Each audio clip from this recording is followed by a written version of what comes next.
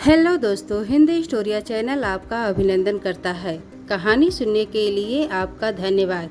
कहानी पसंद आए तो लाइक और सब्सक्राइब जरूर करें। बिना देरी किए चलिए कहानी शुरू करते हैं। एक बार एक महात्मा जी अपने कुछ शिष्यों के साथ जंगल में आश्रम बनाकर रहते थे। एक दिन कहीं से एक बिल्ली का बच्चा रास्ता भटककर आश्रम में आ गया।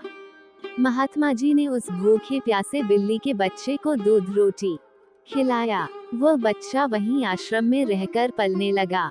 लेकिन उसके आने के बाद महात्मा जी को एक समस्या उत्पन्न हो गई कि जब वे सायं ध्यान में बैठते तो वह बच्चा कभी उनकी गोद में चढ़ जाता, कभी कंधे या सिर पर बैठ जाता। तो महात्मा जी ने अपने एक शिष्य को बुलाकर कहा, देखो मैं जब सायं ध्यान पर बैठूं, उससे पूर्व तुम इस बच्चे को दूर एक पेड़ से बांधाया करो। अब तो यह नियम हो गया। महात्मा जी के ध्यान पर बैठने से पूर्व वह बिल्ली का बच्चा पेड़ से बांधा जाने लगा।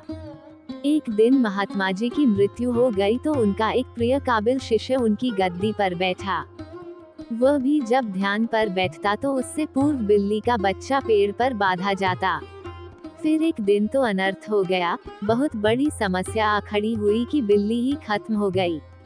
सारे शिष्यों की मीटिंग हुई। सबने विचार विमर्श किया कि बड़े महात्मा जी जब तक बिल्ली पेड़ से न बांधी जाए तब तक ध्यान पर नहीं बैठते थे। अतः पास के गांव से कहीं से भी एक बिल्ली लाई जाए। आखिरकार काफी ढूंढने के बाद एक बिल्ली मिली, जिसे पेड़ पर बांधने के बाद महात्मा जी ध्यान पर बैठे।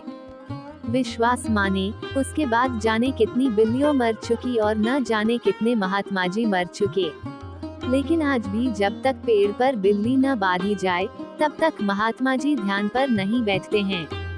कभी उनसे पूछो तो कहते हैं ये तो परंपरा है, हमारे पुराने सारे गुरुजी करते रहे, वे सब गलत तो नहीं हो सकते। कुछ भी हो जाए हम अपनी परंपरा नहीं छोड़ सकते। ये कहानी हमें ये सिखाती है कि अक्सर हम परंपराओं और रिवाजों को बिना समझे ही अपनाते हैं। महात्मा जी ने एक बिल्ली के बच्चे की समस्या का समाधान निकालने के लिए उसे पेड़ से बांधने का निर्णय लिया। लेकिन जब वह बच्चा चला गया तो शिष्यों ने उसी परंपरा को बनाए रखने का प्रयास किया, भले ही उसका कोई वास्तविक कारण न हो। इससे ये स्पष्ट होता है कि कई बार लोग परंपराओं को केवल इसलिए निभाते हैं क्योंकि वे वर्षों से चली आ रही हैं, न कि उनके पीछे के तर्क या उद्देश्य को समझकर। ये कहानी हमें याद दिलाती है कि हमें परंपराओं को अपनाने से पहले उनके अर्थ और महत्व को समझना चाहिए।